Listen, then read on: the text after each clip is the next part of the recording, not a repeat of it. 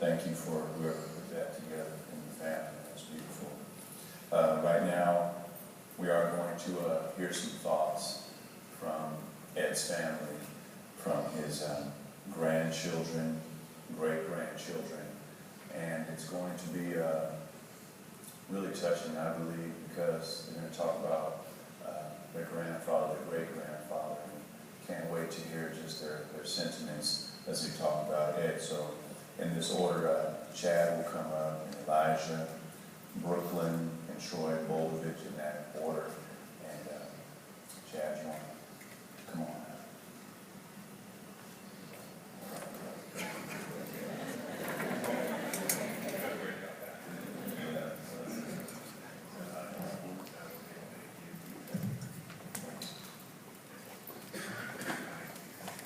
Thank you all today for coming and celebrating the life of their parent. I call him Grandpa. So when I was asked to speak, I had a hard time trying to think of what to tell everybody. I mean, I can get up here and tell you everything you already know.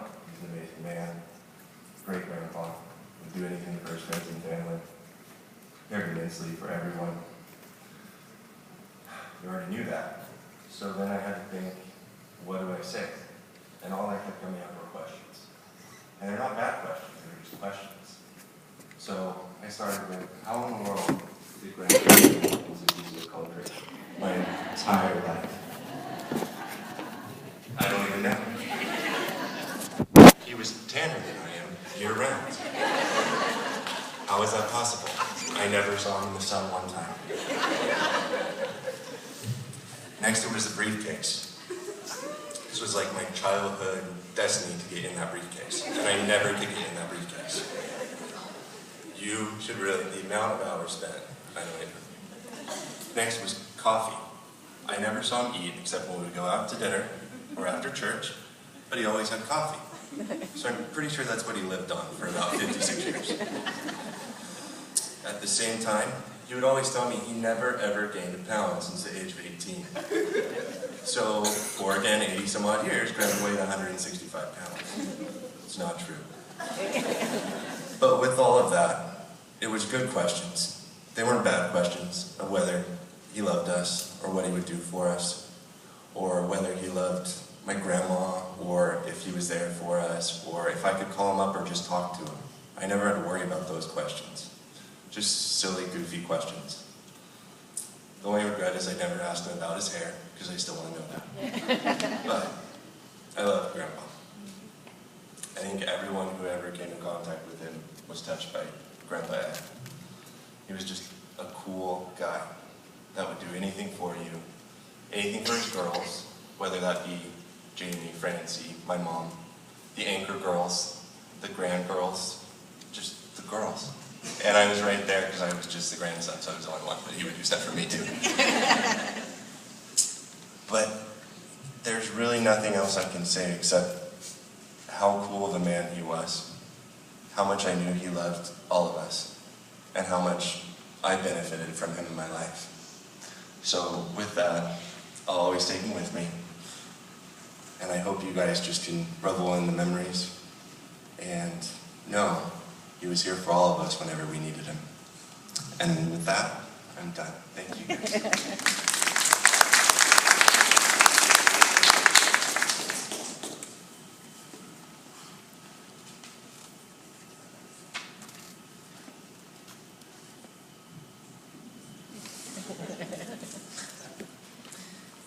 I'm going to read a scripture from the Bible. Deuteronomy 6, 5 through 7. Love the Lord your God with all of your heart and with all of your soul and with all your strength.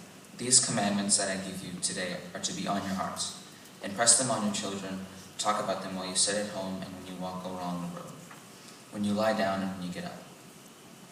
Good afternoon, everybody. I am Elijah Taylor, Edward Harris's great-grandson. Grandpa Ed was the person I looked up to, my aunts Jamie and Francie looked up to, and my mama looked up to.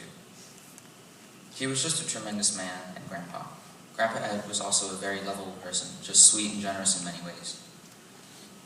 Grandpa Ed was also very close to God as he was to family. He taught his family what serving the Lord meant. He wouldn't want us to have a funeral because he's gone, He wanted us to be celebrating. Sorry. He wants us to be happy that he's in heaven. I can't help but imagine the last time. I can't help but imagine what it must have been like when he first saw Jesus. And this isn't the last time we'll see him. I know, and we know, that he's in heaven. There isn't a doubt in my mind. The influence he had on all of us was huge, and he made us closer to God, family, friends, and more. Thank you.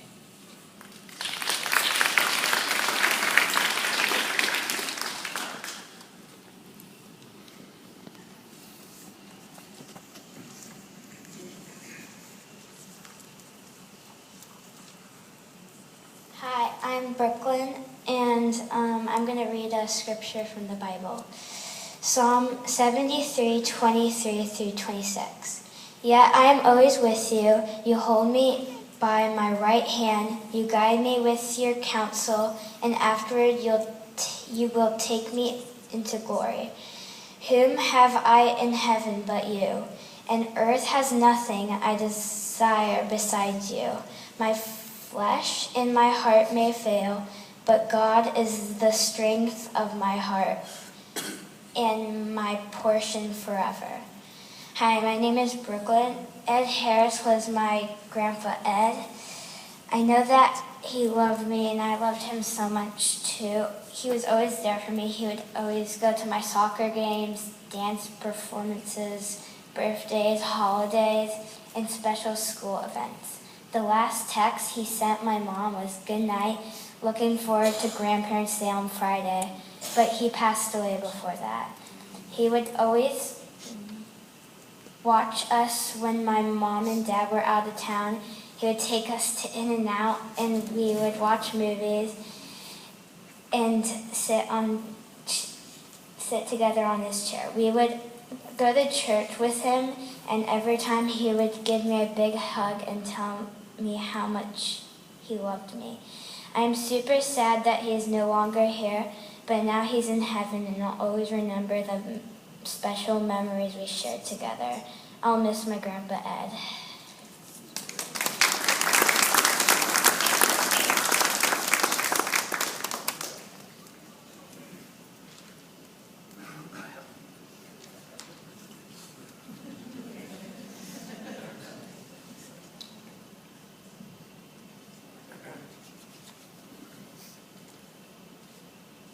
In Hebrews 12:11, it says, "Therefore, since we are surrounded by such a great cloud of witness, let us throw off everything that hinders and the sin that so easily entangles, and let us run with the perseverance the race marked out for us." Hello, my name is Troy, and my mom is Jamie. Let me just say, Grandpa Ed was the best grandpa one can ask for. He was always there for me whenever it was Grandparents' Day, birthdays, or even sports games. You name it, he was there for it. Looking back on my time with him, I don't think he was ever mad at me. It just wasn't his personality. He wasn't like that. That's why these past few days have been very hard for me. I know I shouldn't be sad because I know he's in heaven with my grandma and, of course, his little dog Patches.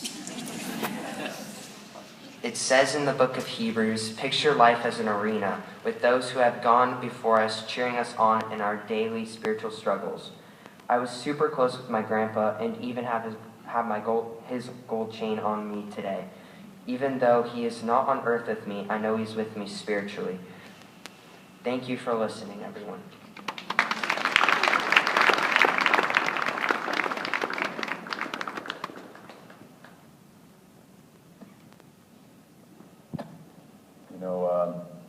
It's not always easy to get up in front of people and speak, and to do this publicly, and particularly at a service for your grandfather, your great-grandfather. And I think all of Ed's grandchildren, great-grandchildren did a tremendous job. Can we just put our hands together one more time? Thank you, guys. You did so well. Right now, we're going to be blessed by Ed's granddaughter, Jackie, and Jackie's daughter, Mackenzie, both named Taylor. They're going to come and sing Amazing Grace, and it's going to be wonderful. So Jackie and Mackenzie, would you like to come on up?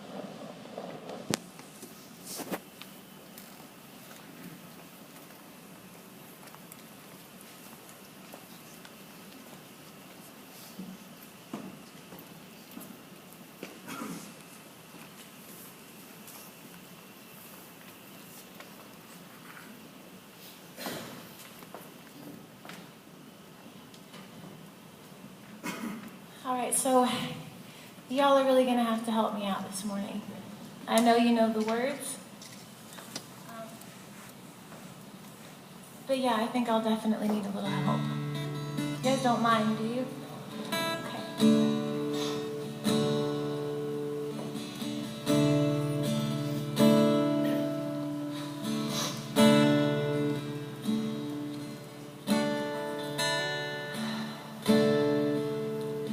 Amazing grace, how sweet the sound that saved a wretch like me. Come on, you guys. And I once was lost, but now I'm found. Was blind, but now I see. I see, Lord, 'twas grace that taught my heart to fear, and grace my fears relieved.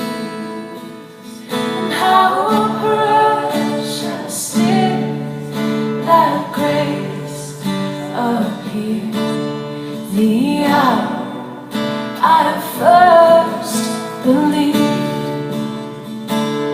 My chains are gone, I've been set free. My God, my Savior has ransomed me. And like a flood, His mercy reigns, unending love, amazing grace.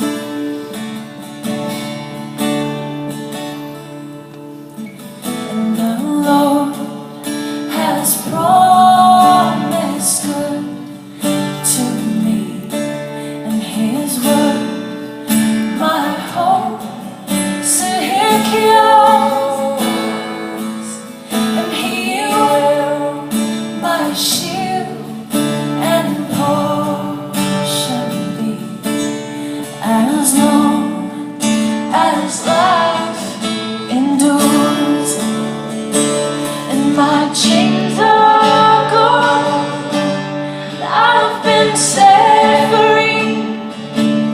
My God, my Savior has ransomed me.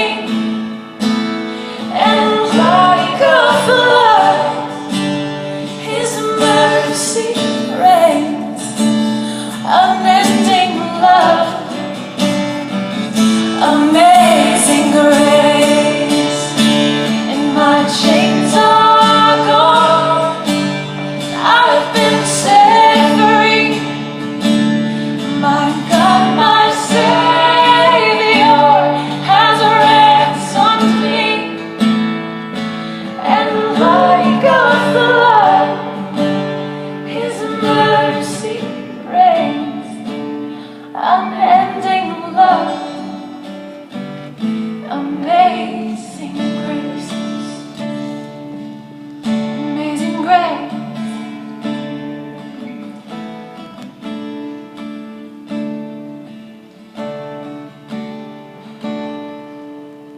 And the earth shall soon dissolve like snow, and the sun